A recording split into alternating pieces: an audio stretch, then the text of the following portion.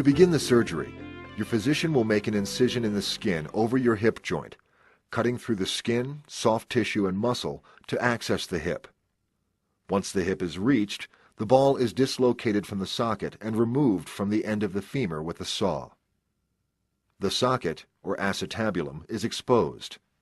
After measuring the size of the socket to guide accurate selection, the appropriate reamer, a cheese grater type device, is used to create a perfect hemispherical bone socket that matches the external shape of the acetabular cup. The cup is carefully positioned in the bony socket.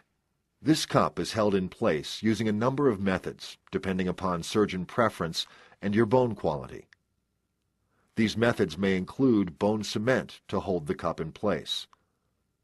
Most cups are designed to allow bone to grow into the metal surface to hold the cup in place. These cups have a roughened or specially prepared surface, which is designed to allow ingrowth of bone into the metal itself. This type of fixation may be augmented by screws to help fix the cup in place while bone growth takes place. The inside of the femur, or thigh bone, is then cleared with various types of devices, and a prosthesis is placed into the femur. A trial ball is placed on the top of the femoral stem, and a plastic insert is placed into the cup. The hip joint is then articulated by placing the ball in the artificial socket.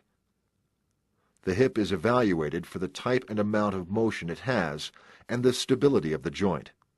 That is, the inability of the ball to dislocate from the socket easily. Once the appropriate combination has been found, the ball is then placed onto the femoral stem and the final insert is placed into the cup. The leg is evaluated again for stability and mobility and leg length equality.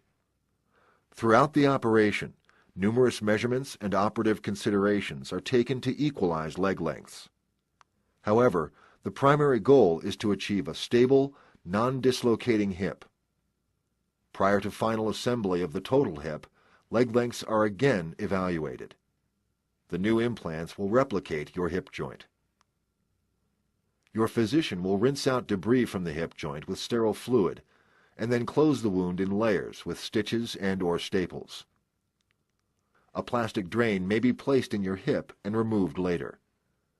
The purpose of the drain is to remove blood from the inside of the joint and tissues that might accumulate in the area after surgery.